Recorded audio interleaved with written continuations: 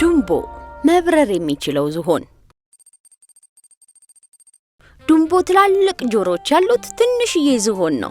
በአንድ የሰርከስ ትርኢት በሚያሳይ ቡድን ውስጥ ታዋቂና ኮከብ ተጫዋች ነው። በየከተማው እየሄዱ ትርኢት ሲያቀርቡ ከሰዎች ከፍተኛ አድናቆትና ጭብጨባ ያገኛል። ችሎታው በሁሉም የተደነቀ ነበር። እሱም ሰዎችን ማስደሰት በመቻሉ በጣም ደስተኛ ነበር። በተለይ ከጓደኛው ቲሞቲ አይጥ ጋር የሚያቀርቡት ትርኢት እጅግ የሚደንቅ ነው። ዱምቦ ቲሞቲን ኮፍያው ላይ ያደርግና ከትልቅ ትርኢት ማሳያ ላይ ተነስቶ አዳራሽ ውስጥ ይበራል። ልክ እንደ ወፍ፣ ልክ ክንፍ እንዳላቸው አዕዋፍ። ከስር ሆኖ ይህንን የዱምቦንና ልዩ ድንቅ ትርኢት የሚያየው ተመልካች በደስታ ያጨበጭባል፣ ያፏጫል፣ ይደነቃል። ዱምቦን በደስታው ኩምቢውን እያውለበለበ ቲሞቲም እጅ ይነሳል። ይህ ህይወት ዱምቦ በጣም ደስ ይለዋል። ሰዎችን ማስደሰት የቻለ ብቸኛ ዝሆን እንደሆነ ይሰማዋል። ከሌሎች እንስሳት በተለየ ከተፈጥሮ በተለየ ማድረግ በመቻሉ በራሱ ደስ ይለዋል፣ ይኮራልም። ሌሎች ዝሆኖች ሲደክማቸው እሱ አይደክመውም፣ ሁሌም ልምምድ ያደርጋል። ሌሎቹ አርፍደው ሲነሱ እሱ ከአውራ ዶሮ ጩኸት ቀድሞ ይነሳል። ሌሎች ምግባቸውን ቀስ እያሉ ሲበሉ እሱ በፍጥነት በልቶ ወደ ልምምዱ ይሮጣል። ሁሌም ከቲሞቲ ጋር እንደበረረ ነው። ዱምቦ በፍጥነት ነው ያደገው። የሰርከስ ችሎታውም ቶሎ ነው ያሳደገው። ሁሉም የሆነው በፍጥነት ነው። እሱ ጋር ጊዜ ውድ ነው። እያንዳንዱን ጊዜውን በአግባቡ ይጠቀምበታል። ሁሌም አዲስ ነገር እንደሞከረ እንደተሳካለት ነው። አንዳንዴ ደግሞ ይሳሳታል። ትዕግስት የሚባል ነገር አልፈጠረበትም። የኔ ዱምቦ ቀስ እያልክ አለችው እናቱ በፍርሃት እያየችው። አትቸኩል፣ ተረጋግተ ይሁን። እሱ ግን ምንም አይሰማትም። ምክንያቱም እያደረገ ያለው በፍጥነት በችኮላ የተሞላ መብረር ነበር። የሰርከስ ቡድኑ ከአንድ ከተማ ወደ ሌላኛው ከተማ የሚጓዘው በባቡር ነው። ባቡሩ ብዙ ሰርከስ የሚሰሩ እንስሳትና ዕቃዎችን ስለሚይዝ የሚጓዘው ቀስ እያለ ነው። ይህ ደግሞ ለዱምቦ አያስደስተውም። ቲሞቲን ኮፍያው ላይ አስቀምጦ ከባቡሩ ወጥቶ ይበራል። ትዕግስት የሚባል ነገር የለውም ጭራሽ።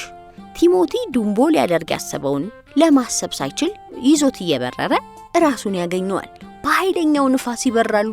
ደስ አይልም ጓደኛዬ፣ ሁሉን ነገር ከላይ ሆኖ ማየት አያስደስትም። ድንቅና ልዩ ስሜት አለው እያለ በደስታ ይበራል። ከአንተ ጋር መብረር የመሰለ ደስታ የለም ይላል ደግሞ ቲሞ በፍርሃት እየተንቀጠቀጠ። አንድ ቀን ትርኢት ለማቅረብ ወደ ሌላ ከተማ እየተጓዙ ነበር። ብዙ ከሄዱ በኋላ ባቡሩ ቆመ። ቀድሞ ዱምቦና ቲሞቲ ደርሰው ስለነበር ከፍ ያለ ቦታ ላይ ሆነው ከባቡር የሚወጡትን ጓደኞቻቸውን እየተመለከቱ ነበር። ከባቡሩ የወጡት ዝሆኖችና ሌሎች እንስሳት ካለቃቸው ሰውዬ ጋር በመሆን ትርኢት በሚያሳዩበት ትልቅ የትርኢት ድንኳን ለመጣል ተዘጋጁ። ድንኳኑን ለመጣል ሁሉም በተረጋጋና በተጠና መልኩ መስራት ጀመሩ። መጀመሪያ ለድንኳኑ የሚሆን ዘንጎች መትከል ጀመሩ። ሁሉም የሥራ ድርሻ ስለነበራቸው ስራቸውን በአግባቡ ይሰራሉ። ዱምቦም እናቱ አጠገብ ሆኖ ጋደም አለ። የኔ ጎበዝ፣ አሁን እስቲ ትንሽ እረፍ አለችው በፍቅርና በስስት እያየችው። ዱምቦ እናቱ አጠገብ ሆኖ መተኛቱን ቢወደው ምንም እንቅልፍ ሊወስደው አልቻለም። እንቅልፉ ጠፍቷል። ማንም ሳያየው ከባቡር ወጥቶ የእግር ጉዞ ማድረግ ፈለገ። ትንሽ እንደተጓዘ አመሻሹ ላይ እየተተከለ ወደ ነበረው ድንኳን ጋር ደረሰ። ይህንን በፍጥነት ራሴ አድርገዋለሁ አለ። በፍጥነት ወደ ስራም ገባ። ዱምቦ ኮፍያ ላይ የሚኖረው አይጡ ቲሞቲ እስካሁን ተኝቶ ህልም እያለመ ነው። በህልሙ በጀልባ ሆኖ በኃይለኛ ማዕበል ውስጥ ሲታገል እያየ ነው። ማዕበሉ ጀልባውን ሊያሰምጥበት ይታገሏል። እሱም ድምፁን ከፍ አድርጎ ይጮሃል። ጀልባውን አንቆ ይዞ ይጮሃል። ከዛም ከእንቅልፉ ባኖ ተነሳ። አንድ ነገር አንቆ ይዟል። ሰውነቱ ሁሉ አየር ላይ ነበር። አጥብቆ የያዘው ግን ጀልባ ሳይሆን የዱምቦን ኮፍያ፣ የራሱን መኖሪያ ኮፍያ ነበር አንቆ የያዘው። በጨለማ በጨረቃ ዱምቦ ምን እያደረገ ነው? በጣም ተደነቀ። ህልሙ እውነት ባለመሆኑ ቀስ እያለ ተረጋጋ። ዱምቦ፣ በዚህ እኩለ ሌሊት ምን እያደረግክ ነው ብሎ ጮኸ። ቀስ ብሎ በኮፍያው ጥግ በኩል ሆኖ ምን እየተፈጠረ እንደሆነ ሲያይ ዱምቦ ትልቁን ድንኳን በስፍራው ለማስያዝ እየታገለ ነበር። ብቻውን ከባዱን የድንኳን ምሰሶ እየተከለ ነበር። ትግስታቶ ብቻውን ከሌሎቹ ዝሆኖች በተቃራኒ እየሰራ ያለው በፍጥነትና ካለምንም ጥናት ነበር። በሚችለው ፍጥነት ቶሎ ቶሎ መስራትና መጨረስ ነበር ፍላጎቱ። ለዱምቦ ለፈጣኑ በራሪ ዝሆን ሁሉም ነገር ቀላል ነው። ሁሉም የኔ ጓደኛ ምርጥ ስራ ነው እየሰራ ያለው አለው። እሱ ግን አልሰማውም። ግን ከምንገምተው በላይ ከባድ ስራ እኮ ነው አለ ደግሞ ቲሞቲ። እሱ ግን አንተ መስራት ብትችል እንኳን ሌሎቹ ዝሆኖችና ጓደኞቻቸው ደስተኛ አይሆኑም። ዱምቦ በጥቂት ሰዓታት ውስጥ ሰርቶ መጨረስ ነበር ፍላጎቱ። ግን እንዳሰበው ሳይሆን ብዙ ሰዓታት እንደሚያስፈልገው ተረዳ። ከባዱን ምሰሶ መሃል ላይ ለማድረግ ብዙ ታገለ። ከዛም በገመድ ጥብቅ አድርጎ አሰረ። ግን እንደሚፈልገው ሊጠብቅና ምሰሶውን ሊይዝ አልቻለም። ከብዙ ትዕግስትና ጥንካሬ በኋላ ድንኳኑን ተከለ። ለትርኢት ለማሳያ ዝግጁ አደረገው። ጓደኛዬ ዱምቦ ይመስለኛል ድንኳኑን በደንብ አልወጠርከው፣ አቅም ያለው አይመስልም ሲታይ አለው ቲሞቲ። ዱምቦ ግን የተጣለው ድንኳን ምንም ስህተት እንደሌለ ያውቃል። ሌሎቹ ጠዋት መጥተው ሲያዩ በስራው ድንቅና ልዩ ተግባር እንደሚደነቁበት አሰበ። ሊነጋጋ ሲል ኃይለኛ ንፋስ መጣ። ያገኘውን ሁሉ ጠራርጎ መውሰድ የሚችል አቅም ያለው ንፋስ መንፈስ ጀመረ። እያለ በኃይለኛው ነፈሰ። ዱምቦ የተከለውን ድንኳን በቀላሉ ከመሬት ጣለው። ቀድሞም አቅም አልነበረውም ነበርና በቀላሉ ወደቀ። በዚህ ጊዜ ዱምቦ እልም ያለ እንቅልፍ ወስዶት ነበር። እንደነጋ ዱምቦ በደስታ ተሞልቶ ነቃ። እናቱና ሌሎቹ በስራው እንደተደነቁበትና እንደሚኮሩበት እርግጠኛ ስለነበር በፈገግታ ተሞልቶ ተነሳ። ግን ወደ ውጪ ሲመለከት ባየው ነገር በጣም ደነገጠ። ሌሊት የሰራው ስራ ሁሉ በንፋሱ እንዳልነበር ሆኗል። በእውነቱ የሚያስደነግጥ ነገር ነው ይሄ ጓደኛዬ አለ ቲሞቲ ጓደኛው እንዴት ማጽናናት እንዳለበት ባለማወቁ።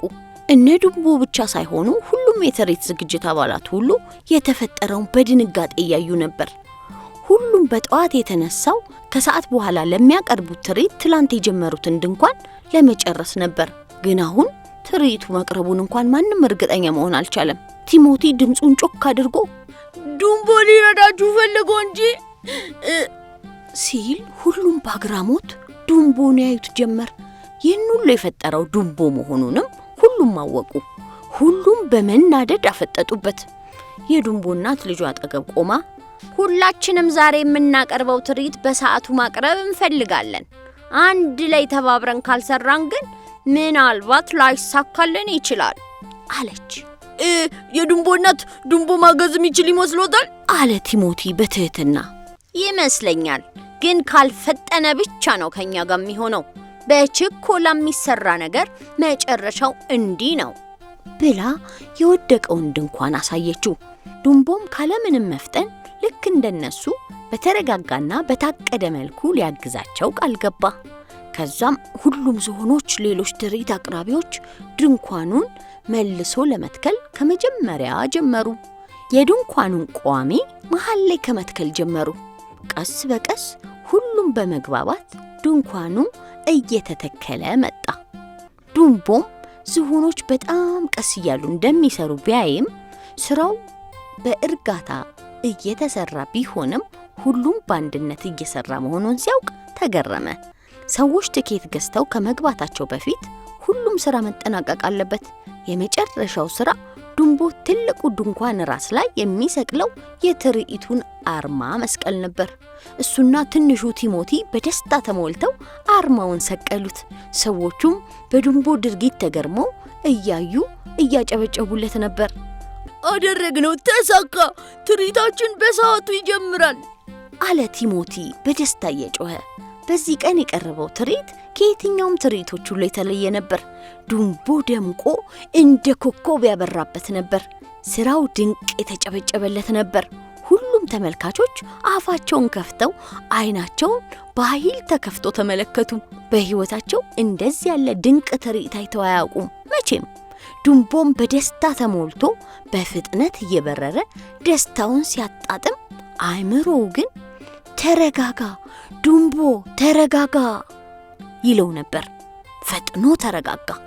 ከዚያ ሁሉ በኋላ ዱምቦ መረጋጋት ውጤታማ እንደሚያደርግ አውቋል። ደስ አለው። ቀስ ብሎ እሱን በአድናቆት የሚያዩትን ሰዎች በተረጋጋ ሁኔታ ያያቸው ጀመር። እንደ በፊቱ ብዥ ብሎ ሳይሆን በጥራት ያያቸው ጀመር። በፊታቸው ያለውን ደስታ፣ በፊታቸውን ያለውን መገረም፣ በፊታቸው ያለውን ፍጹም ፈገግታ ቀርቦ ተመለከተ። በጣም ደስ አለው። በጣም ይህን ደስታ መቼም ላለማጣት መረጋጋት ምልክቱ ማድረግ እንዳለበት ወሰነ። በዚህም እናቱና ሌሎቹ ተደሰቱበት። ዱምቦ በራሪው ዝሆን። የኢትዮጵያ ልጆች ቴሌቪዥን